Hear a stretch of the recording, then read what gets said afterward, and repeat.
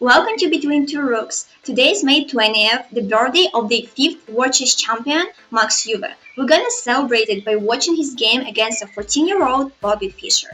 I highly recommend pausing the videos a couple of times to answer my questions.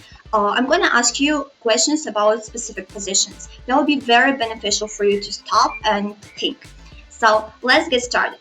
Euwe was white in this game, and that was a queen's gambit decline with a different move order after d4, knight f6, c4, e6, knight c3, and d5. So here Euwe decides to play an exchange variation after pawn takes d5, pawn takes back. Bishop g5, bishop b4, e3, h6, bishop h4, and we get the same position as in the game Fabiano Caruana versus Jan Nepomniachtchi in the last round of the Candidates Tournament 2024. In this position, Black, which was Nepo, played g5, making the position very imbalanced because Black really had to play for a win in this game. But Bobby Fischer plays c5, and that's a normal move, and Black is okay to play with an isolated pawn after pawn takes c5, bishop takes back. Instead, Euwe develops normally bishop to d3, knight c6, and here Euwe develops his knight to e2. And I really like this because in some positions, it's better to place our knight on e2. It's going to be more flexible here. In this case, knight protects the knight on c3, and unlike knight to f3, knight from e2 has a way to go to f4 and attack the pawn on d5 in the future, which is very cool in my opinion. So knight e2, pawn takes back, castle, castle. And after bishop e6, we get a normal position with all pieces developed, and let's say it's your game. White to move, click and pause and think of what you would do. It may be very hard to make a plan in this position, but Euwe plays bishop to c2, and for some people it can be a very weird move, but others will easily find that bishop c2 has a way of playing queen to d3 next move and making a battery and starting the attack on the black king. So Euwe plays bishop c2, and Fischer obviously sees that white wants to play queen d3, and this is why he plays bishop to e7. You may think that it's not really doing anything, but if white plays queen g3 now, they would get knight to b4, and that's a fork, and after queen goes away, now it cannot checkmate on h7 because knight on f6 defends everything.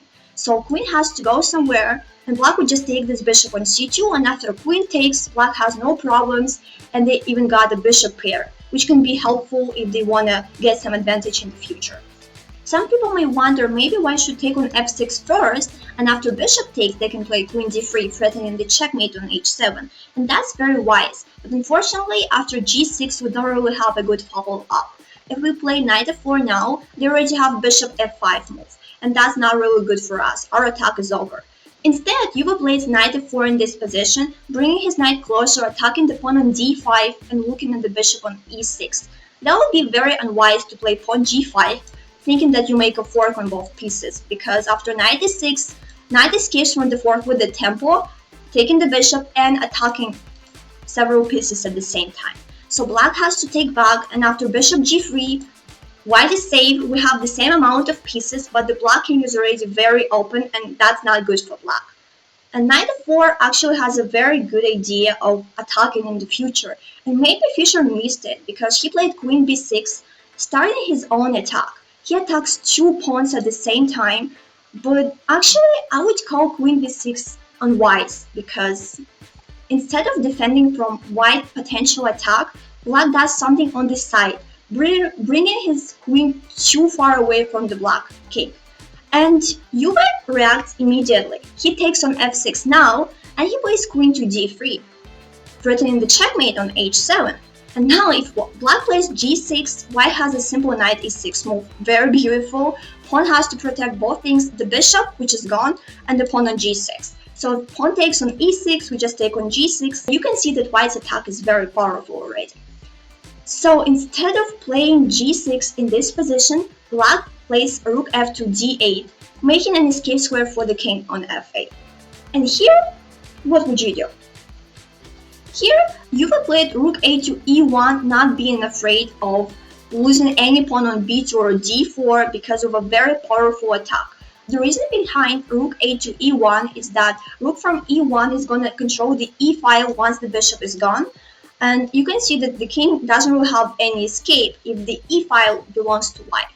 So for example, if black plays queen to d4, white has queen h7, and after king f8, white has a very beautiful move, rook to e6. And we control the e7 square, so our knight is not hanging. If queen takes it, we just checkmate. But if they decide to take a rook, we have a fork after knight to e6, and we win the queen. So we're not really scared of losing the pawn on d4 or any other pawn. And here black position is actually very sad already. So Fischer plays knight to b4, trying to trade this bishop on c2 at last. But white plays queen h7, and after king f8, they find something very beautiful, and I want you to pause and think about it yourself. In this position, as we already discussed, our rook e1 is going to play a very major role if bishop e6 is gone. So we could try to make the bishop go away by playing bishop f5, but they're not going to take us, even though it's still a very good move and we're going to put a lot of pressure on the bishop. But you will find something else. You see, d5 pawn is very weak, and because our knight was developed to e2 earlier, now we attack it on d5, but we attack it only 2 times, and they defended 3 times. If only we could take this pawn, we would attack the queen, and we would attack the e7 square, blocking king's escape. So our next move would be the checkmate on h8. But now we cannot take it because they can just take us easily back. Instead, we have a3 first, making one of the defenders go away. So knight takes the bishop, and now we have knight to d5. And even though they still protect it twice, they don't want to move their bishop away. If they do, our rook is already very powerful, stopping the king, and we just checkmate. But there is not much they can do anyway. We attack the queen, and there is no way they can protect both e7 and the queen on b6. So Bobby Fischer just takes with the rook, and after we take back with the knight, he resigns. White is winning here because there is no way black can defend both e7 square and the queen, so they're losing something. And this is how Max Euwe crushed Bobby Fischer in just 20 moves. I really like this game, and by tradition I recommend writing one thing that you learned from this game or one thing that you really liked in the comment section down below. Acknowledging what you learned will help you use it in your games as well. And happy birthday to Max Euwe!